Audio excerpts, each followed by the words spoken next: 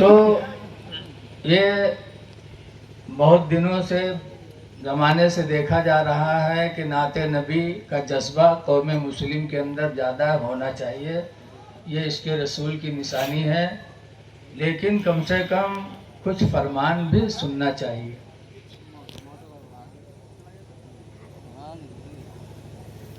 حضرت فاطمہ زہرا رضی اللہ تعالی عنہ ایک مرتبہ حسن اور حسین دونوں کو لے کر حضور کے پاس گئیں اور کہنے لگی، ابا اپنے ان دونوں نواسوں کو دے دو، ان دونوں نواسوں کو کچھ دے دو۔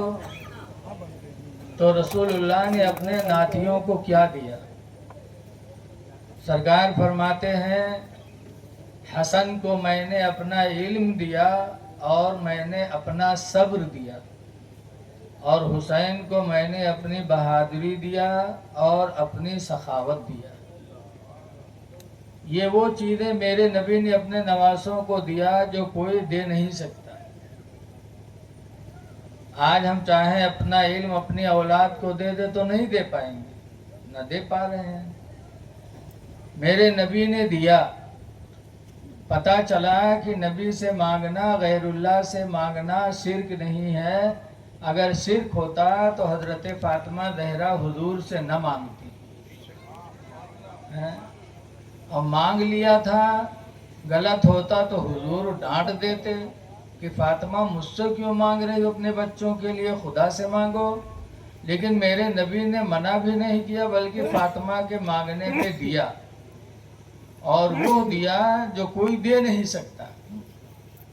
اسی لیے اعلیٰ حضرت امام اہل سنت رضی اللہ تعالیٰ عنہ فرماتے ہیں، مانگیں گے مانگے جائیں گے، منہ مانگے پائیں گے، مانگیں گے مانگے جائیں گے، منہ مانگی پائیں گے، سرکار میں نہ لا ہے نہ حاجت اگر کی ہے۔ میرے نبی نے دیا۔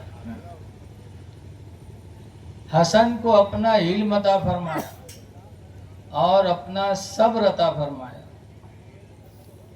تو حسن کا علم کتنا بڑا تھا، کتنا علم زیادہ تھا حضرت حسن کا، آپ اس سے اندازہ لگاؤ کہ ایک مرتبہ ایک قصائی جانور ذبح کیا گوشت بیچنے کے لیے، اور ذبح ہی کیا تھا کہ پیشاب لگی تو چھورا لیے جھاڑ میں پیشاب کرنے گیا، اور وہاں گیا تو دیکھا ایک عورت ذبح کی ہوئی پڑی ہے۔ جب عورت کی لاش دیکھی تو حیرت سے دیکھنے لگا ہو کہ پیشاب وساب سب ختم۔ اب دیکھنے لگا، یا اللہ یہ کیا ہو گیا؟ دیکھ ہی رہا تھا، اتنے میں پولیسوں کا گزر ہوا، ہاتھ میں چھورا دیکھا، خون کی بوندیں ٹپک رہی تھی، تو پولیس قریب گئے تو دیکھا کہ عورت کی لاش پڑی ہے، تو اس کو پکڑ لیا۔ اب اس نے سوچا اگر میں کہوں گا میں نے ذبح نہیں کیا تو یہ مانیں گے نہیں، چونکہ لاش پڑی ہے، ہاتھ میں چھورا ہے، خون کی بوندیں ٹپک رہی ہیں، تو کچھ نہیں بولا۔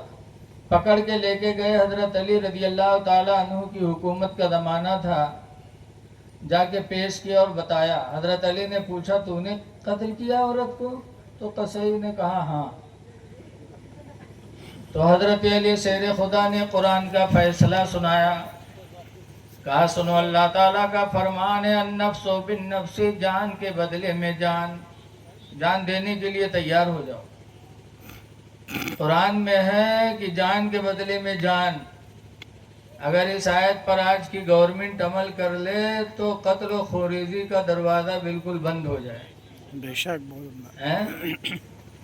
لیکن سنجھک قتل کے جاؤ، سویرے 2000 دروگا جی کا دے تو جمع ختم معاملہ۔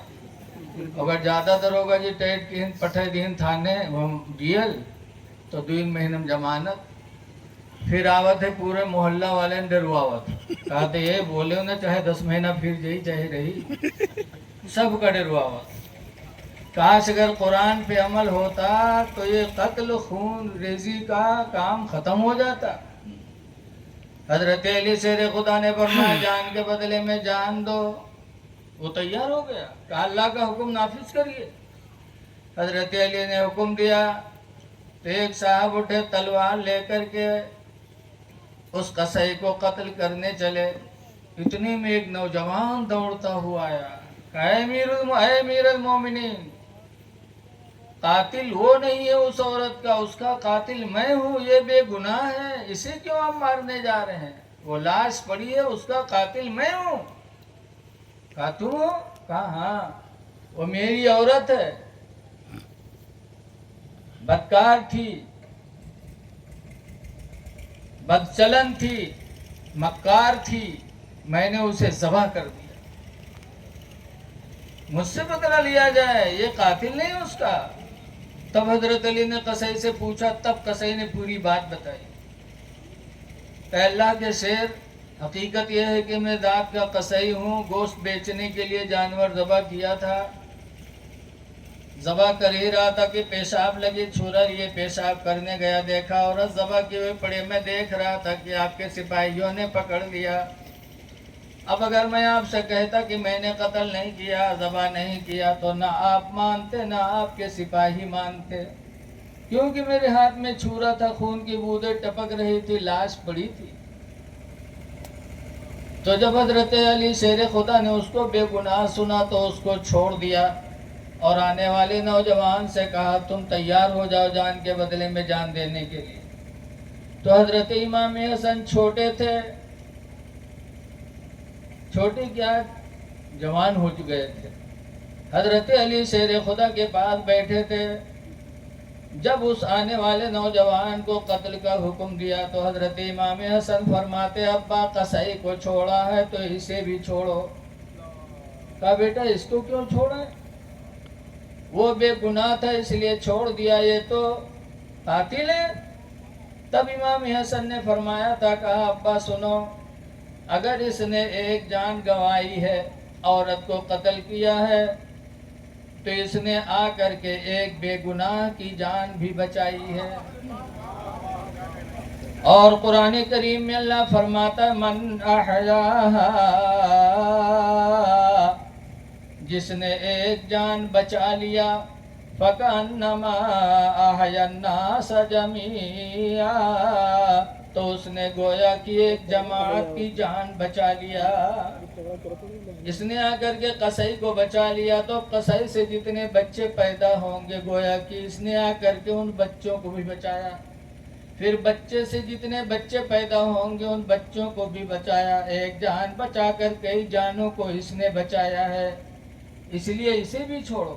قرآن کی آیت جب امام حسن نے پڑھا تو حضرت علی نے اس عورت کے شوہر کو بھی رہا فرما دیا. یہ علم تھا امام حسن کا. اے لوگوں، اگر حسن سے محبت رکھتے ہو تو تم بھی کوشش کرو کہ کوئی مارا جا رہا ہو تو اس کو بچا لو، کسی کا خون بہنے والا ہو تو اس کا خون بچا لو.